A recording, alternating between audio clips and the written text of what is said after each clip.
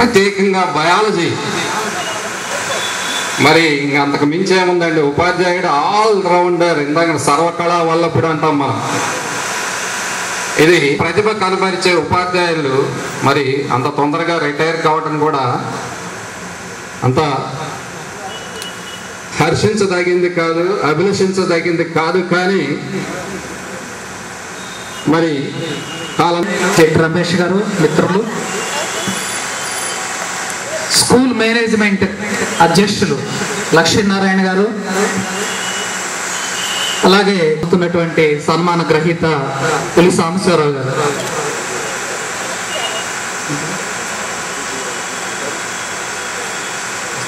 మన జిల్లా డిప్యూటీ సత్రపల్లికి హృదయపూర్వకంగా ఆహ్వానాన్ని తెలియజేస్తున్నా.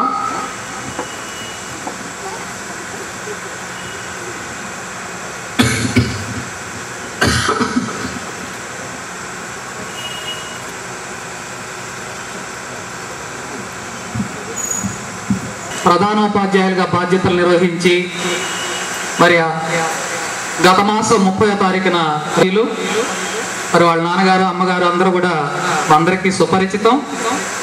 మరి వాళ్ళ అమ్మగారు ముప్పాళ్ళ వారి ఆడపిల్ల, అలాగే వాళ్ళ నాన్నగారు కూడా చాలా నాకు సన్నిహితం.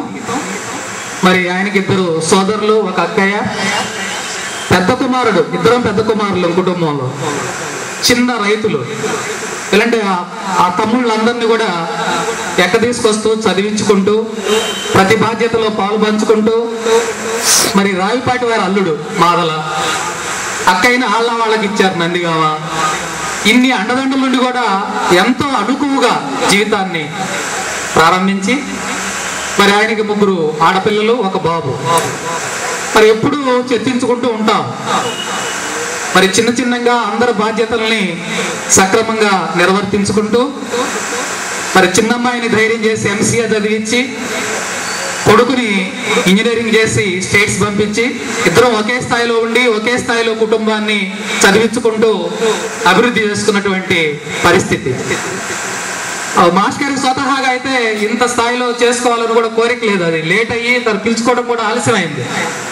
పిల్లలు అమెరికాలో ఉండే అనిల్, బెంగళూరులో ఉండే చిన్నమ్మాయి. మరి ఆయన వచ్చింది ఫంక్షన్ చేసుకోకుండా కుదిరేదట్టు కనపడుతుందా టీచర్ వృత్తిలో. అది తప్పని పరిస్థితి అవుతుంది. సామయ్య మాస్టర్ ఎస్ఎస్ఎన్ కాలేజీలో, అంటే మంచి ఉన్నతమైనటువంటి లెక్చరర్స్ ఉన్న కాలేజీలో, బుక్స్ రాసేటువంటి లెక్చరర్స్ ఉన్నటువంటి కాలేజీలో, మహానుభావులు గొప్ప వాళ్ళు పనిచేసినటువంటి కాలేజీలో తన డిగ్రీ పూర్తి చేశారు.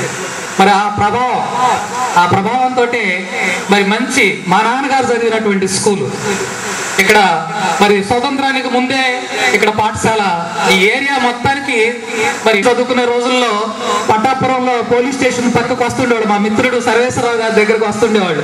ఈ సందర్భంగా నేను ఎప్పుడు చూస్తుండేవాడిని. నేను డిగ్రీ చదువుతున్నా, వారు చదువుకుంటున్నారు. చాలా మంచి భావాలు ఉన్నటువంటి అధ్యక్షులు, అభివృద్ధి చేయాలన్నటువంటి భావాలు ఉన్నటువంటి అధ్యక్షులు. ఇప్పుడే చెప్తున్నారు ఓల్డ్ స్టూడెంట్స్ మీటింగ్ లో దీన్ని ఒక మంచి పాఠశాలగా మా పెద్దలు 80 ఏళ్ల క్రితం ఈ పాఠశాలని ఇంకొక పాఠశాల ఫీజు స్ట్రక్చర్ ఎలా పెంచుకుంటున్నారు, మీరు ఏం చేస్తున్నారు, ఓ పక్క వీళ్ళు పెంచుతూనే ఉంటారు. వాళ్ళు ఆ పేపర్లో 2 రోజుల వరకే ఫీజు స్ట్రక్చర్ ఏంటి, టీచర్ స్ట్రక్చర్ ఏంటి, వసతులు ఏంటి, గ్రౌండ్ ఉందా లేదా, పర్మిషన్ వచ్చిందా లేదా, అంటే ప్రజలకి ఏమీ ఉపయోగం లేదు. ఇలాంటి బళ్ళకేమో 8 పోస్టులు ఫిలప్ చేయకుండా నిర్వీర్యం చేసి ఎప్పటి నుంచో దాన ధర్మాలు చేసిన కుటుంబాలని వాళ్ళు మళ్ళా ఎలా చేయాలి, ఇదంతా ఎలా మనం కాపాడుకోవాలి, మనకున్నటువంటి మరి ఆ హిందూ హై స్కూల్ కానీ, హిందూ కాలేజీ కానీ, జేకేసీ కానీ కాలేజీలన్నీ నిర్వీర్యం చేస్తున్నాయి ఈ ప్రైవేటీకరణ. ప్రజల వాళ్ళకి అందలం వేయటం, అదేదో ఇంటర్మీడియట్ వరకు చదివించుకుంటే ఉంది. ఏదో ఎంసెట్, ఇప్పుడు ఆ ఇంజనీరింగ్ కాలేజీలు కూడా 1,00,000 సీట్లు మిగులుతాయని వస్తుంది. దగ్గరకు వచ్చింది దాని పోకడ కూడా. ఎన్నాళ్ళు ఈ ఇంజనీరింగ్ పోకడ ఎన్నాళ్ళు ఉంటుంది, ఈ ఇంటర్మీడియట్ పోకడ పోయి హై స్కూల్ కాజేద్దామని వచ్చినాయి. ఆ వ్యాపారం అయిపోయింది. ఈ హై స్కూల్ వ్యాపారం కోసం ప్రతి మున్సిపాలిటీకి ప్రైవేట్ పాఠశాల వచ్చింది. మరి ఇట్లాంటి గుర్తు చేస్తూ మాస్టర్ యొక్క అంకిత భావం ఎలా ఉంటుందో అనేటువంటి విషయాన్ని తెలియజేస్తున్నటువంటి సమయంలో మరి ఇక్కడ రిటైర్ హెడ్ మాస్టర్ గారు అంతయ్య గారు చెవులో నాకు ఒక మాట చెప్పారు. అదనపు సబ్జెక్టులు చెబుతున్నప్పుడు అదనపు ఇంక్రిమెంట్లు ఇవ్వాలి, కానీ వచ్చే ఇంక్రిమెంట్ కూడా కట్ చేస్తే ఆయనేమి అధికారండి, అది కూడా చెప్పండి సభాముఖంగా అని కూడా అంటున్నారు. మరి అది మన వ్యవస్థలో ఉన్నటువంటి లొసుగు అని కూడా ఇప్పుడు చెప్తూ ఉన్నారు. సరే, తర్వాత మరి విశిష్ట మరి అతిథి మన శరభయ్య స్కూల్ ప్రధానోపాధ్యాయులు సాంబశివరావు గారు రిటైర్ అవుతున్న సందర్భంగా ఏర్పాటైనటువంటి ఈ సభకు అధ్యక్షత వహించిన జట్టి రమేష్ బాబు గారికి, వేదికలు అందించిన పెద్దలకు, ఇచ్చేసినటువంటి ఉపాధ్యాయులకు, తల్లిదండ్రులకు, పుర ప్రజానికానికి, పత్రికా విలేకరులకు అందరికీ నమస్కారం. చిన్నారులకు అందరికీ కూడా ఆశీస్సులు.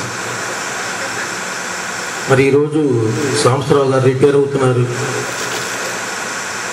ఇది ఒక రకంగా బాధాకరమే అయినప్పటికీ కూడా ఒక గవర్నమెంట్ ఉద్యోగికి ఇది తప్పని సందర్భం. గవర్నమెంట్ ఉద్యోగంలో చేరిన తర్వాత ట్రైనింగ్కి వెళ్ళిన మొదటి రోజు ఒక మాట చెప్తారు, అయ్యా మీకు జీతం రావచ్చు రాకపోవచ్చు, ఇంక్రిమెంట్స్ రావచ్చు రాకపోవచ్చు, ప్రమోషన్స్ రావచ్చు రాకపోవచ్చు, కానీ ఒకనాటికి రిటైర్మెంట్ మాత్రం ఖచ్చితంగా వస్తుందని. సో మనందరం కూడా దానికి సిద్ధపడే ఉండాలి. అయితే అదృష్టం ఏంటంటే ఎప్పుడు రిటైర్ అవుతాం అనేది మనకి ఉద్యోగంలో చేరినప్పుడే తెలుసు కాబట్టి తర్వాత మనం ఏం చేయదలుచుకున్నాం, అలాగే ఇన్నాళ్ళు సర్వీస్ చేసినటువంటి ఈ పాఠశాలకి మనం రిటైర్ అయిన తర్వాత కూడా ఏ విధంగా సేవలు అందించవచ్చు అనే ఒక ప్రణాళిక కనుక వేసుకోగలిగితే రిటైర్మెంట్ అనంతర జీవితం కూడా చాలా ఆనందదాయకంగా ఉంటుంది.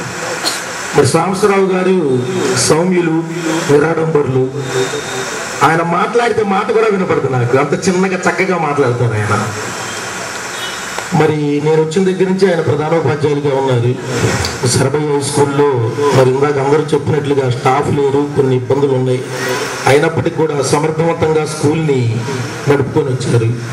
మరి ఇందుకు కానీ ఆయనకి అభినందనలతో పాటు ఈరోజు పదవీ విరమణ సందర్భంగా శుభాకాంక్షలు కూడా తెలియజేస్తున్నాను. తర్వాత ఎయిడెడ్ స్కూల్స్లో పాఠశాలలు లేవు, ప్రధానోపాధ్యాయులు కానీ ఉపాధ్యాయులు కానీ ఈరోజు చాలా ఖాళీలు ఉన్నాయి.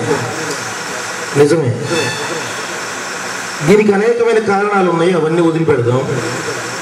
అయితే అందరూ గుర్తించాల్సింది ఏంటంటే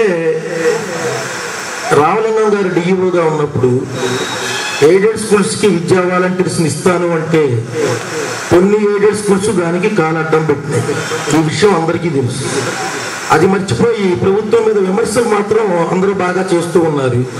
కానీ ఆ రోజు దానికి అడ్డుపడి ఆపి ఎయిడెడ్ పాఠశాలలకి ఉపాధ్యాయులకు కావాలి అని చెప్పి ఎదురొడ్డి పోరాడిన వాళ్ళు లేరు. అయినా ఉపాధ్యాయులు లేకపోవడం అనేది ఖచ్చితంగా లోపమే, నేను ఎప్పుడు కాదనట్లేదు. మరి దీనికి సంబంధించి ప్రభుత్వం కూడా ఇప్పుడు ఒక స్టాండ్ తీసుకుంది కాబట్టి త్వరలోనే ఈ సమస్యకి పరిష్కారం దొరుకుతుందని చెప్పి ఆశిద్దాం. అలాగే ప్రైవేట్ స్కూల్స్ తామరతంపరగా వస్తూ ఉన్నాయి. మన సత్తెనపల్లిలో కానీ మన డివిజన్లో కానీ ఈ సంవత్సరం కూడా ప్రైవేట్ స్కూల్స్ బాగా వచ్చినాయి. మరి విద్యా హక్కు చట్టం ప్రకారం కానివ్వండి, ఎడ్యుకేషన్ కోడ్ ప్రకారం కానివ్వండి, రికగ్నైజేషన్ లేకుండా ప్రైవేట్ స్కూల్స్ నడపకూడదు.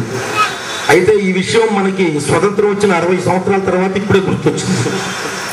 సరే, గుర్తొచ్చిన తర్వాత మనం దానికోసం ఎలా వాళ్ళని రికగ్నైజేషన్ తీసుకోవాలి, రికగ్నైజేషన్ లేని వాళ్ళకి ఎలా క్లోజ్ చేయించాలని చెప్పి గట్టిగా కృషి జరుగుతూనే ఉంది. అయినా కొన్ని స్కూళ్ళు ఉన్నాయి ఇంకా రికగ్నైజేషన్ లేకుండా. దీనికి కారణం అధికారుల అలసత్వమనో ఇంకోటనో ఏదో రకరకాల మాటలు వినబడ్డాయి. నిజమే అనుకుందాం కాసేపు. మరి మనకి స్వతంత్రం రాగానే అంటరానితనాన్ని నిషేధిస్తూ చట్టం చేశారు. ఈ రోజుకి కూడా అంటరానితనం కొన్ని ఏరియాలు